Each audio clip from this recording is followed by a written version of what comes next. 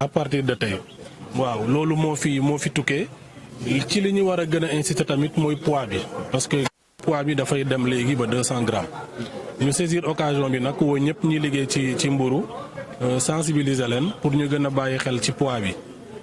On a discuté également ci lu jëm ci condition transport mburu bi comme niñ ko évoqué tout à l'heure pour ñu gën ci bàyyi xel parce que loolu mooy li nga xam ne mooy sàmm wér-gu-yaramu askan bi mënuñoo jël mburu di ko sàmm di ko yóbbu ci condition yoo xam ne xëy na mën na jur ay loraange pour askan wi.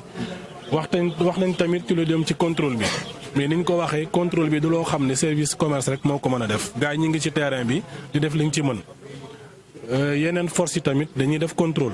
mais ñu jàpp ne contrôle citoyen lu am solo la mooy ku nekk ci askan bi am nga rôle boo war a jouer ci contrôle bi ñu war a def ci secteur mburu à commencer par ñuy liggéey ci mburu ñoom ci seen bopp ñu war a bàyyi xel ne réglementation bi dañ ko war a respecter war a bàyyi ci seen xel ne poids bi dañ ko war a respecter wala bàyyi ci seen xel ne mburu bi dañ ko war a transporter ci condition yu baax pour mën a aar wér-gu-yaramu askan. waaw mais bu ñu nee contrôle citoyen loolu yëpp ci la bokk. ça veut dire que mën na non du woo monsieur le gouverneur parce qu'il y a des services techniques il y a des associations de consommateurs donc bu informer le service technique dina fa yebal ay ndawam ñu def li war bu saisiree consommateurs yi ñoom tamit daa ñu mën a jokkoo ak chef de service bi ñu def ci li war mais comme ni ma ko waxee ma ciy insister service régional commerce amul moyen yu tax mu nekk ci ginnaaw boulanger bu nekk wala ginnaaw boulangerie bu nekk wala ginnaaw képp kuy jaay mburu moo tax ñu doon woo léegi ñëpp.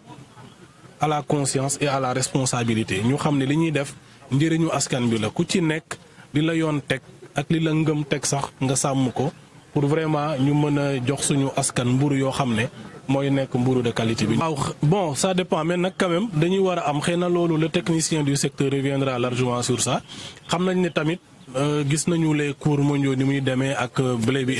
xam nañ ne ñun duñu produire quand même au Sénégal et que yu ci bëri dañ koy jégaane indi ko loolu yëpp dafay am lu muy jur ci wàllu transport ak lépp.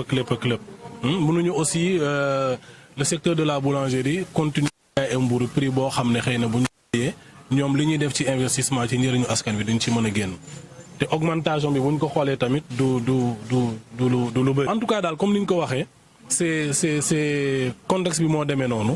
nit ñi nangu ko ñu jéem a avancer ak moom peut-être que le contexte va changer un jour et que prix bi dina mën a wàcc. ni mu demee tey li ko waral mu demee nii aussi lenn képp la.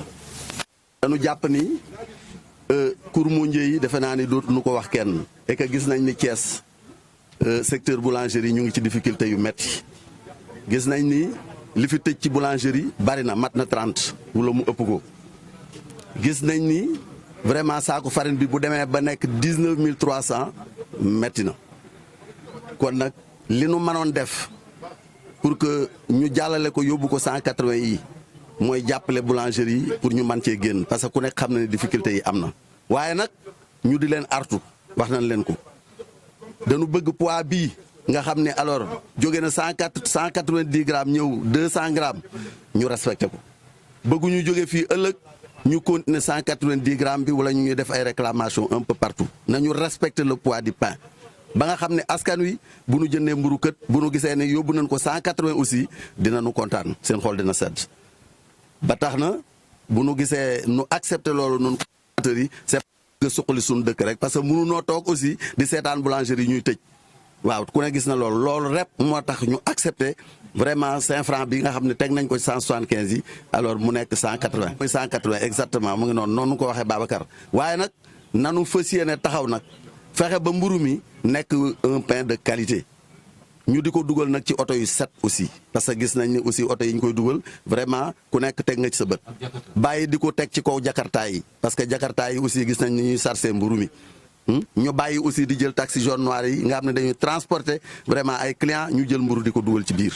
loolu wax nañ ko seen président Pape Diop mu ngi nii moom defe naa ne dina taxaw sensibiliser mbokki boulanger am ba wax dëgg yàlla askan wi du nu mer loolu daal moo ci doon sunu kàddu. waaw merci. Yatma Guissé le président de l'UNCS. national des boulangeries du Sénégal, membre du bureau régional de Thiès. Donc nous remercions le bon Dieu de nous avoir permis aujourd'hui de clôturer un processus qui a débuté longtemps. En effet, le conseil régional de Thiès, sous la direction du gouverneur et des différents acteurs, ont eu à adopter aujourd'hui le nouveau prix qui est de 80 francs pour la baguette de 190 grammes qui passe à 200 francs. 180 francs. La baguette traditionnellement qui était de 190 grammes vendue à 150 francs est aujourd'hui adoptée pour 180 francs pour un poids de 200 grammes. Voilà en fait ce qui a été retenu aujourd'hui à la suite de ce conseil régional. Dis-nous, est-ce qu'on peut dire que vous avez un peu soufflé quand même? Oui, bon, comme l'a dit le président Pape Diop, le secteur de la boulangerie a eu à traverser une crise profonde. Les acteurs se sont rendus compte que le secteur a eu à avoir un dérèglement profond. Mais compte tenu aujourd'hui des efforts que l'État a fait, comme je viens de le dire, de surseoir à la TVA qui est de 18% sur la farine, la taxe sur l'importation de blé qui était de 5%, les boulangers ont eu à accepter le prix qui les a été proposé de 180 francs, bien que le prix réel aujourd'hui devait être de 200 francs, parce qu'en fait, à la suite de nos travaux, le gramme de pain doit être vendu à 1 franc pour rapporter 200 grammes à 200 francs. Mais nous avons accepté 180 grammes pour quand même faire un consensus. Les consommateurs s'y retrouvent parce que le poids est passé de 190 grammes à 200 grammes. Ils vont avoir un pain de qualité et là c'est un gain. Aujourd'hui, le contexte mondial a fait que le blé et l'ensemble des intrants, ce n'est pas seulement la farine, parce que souvent on ne parle que de la farine, mais tous les intrants qui passent, qui entrent dans la fabrication du pain ont vertigineusement augmenté. Le rapport prix grammage, on vous retrouve de ne pas respecter? Oui, ça on dit ça, mais je pense que l'avenir va nous vérifier. Les boulangers ont pris l'engagement aujourd'hui d'améliorer considérablement le poids et la qualité. Donc sur 200 grammes, il y a certes une tolérance, mais les gens verront quand même à améliorer le poids. Bon, l'hygiène du pain et le mode de transport a été soulevé par l'association des consommateurs, comme les services techniques. Mais comme je viens de le dire tantôt, la boulangerie a traversé des difficultés énormes. Cependant, beaucoup d'efforts ont été faits par des boulangeries. Vous pouvez en témoigner vous-même. Il y a des boulangeries à Thiès aujourd'hui qui n'ont rien à envier à des boulangeries de l'Europe. Mais nous sommes sur un processus de normalisation et nous espérons, compte tenu aujourd'hui des efforts que l'État a fait, que nous pourrons progresser dans ce sens.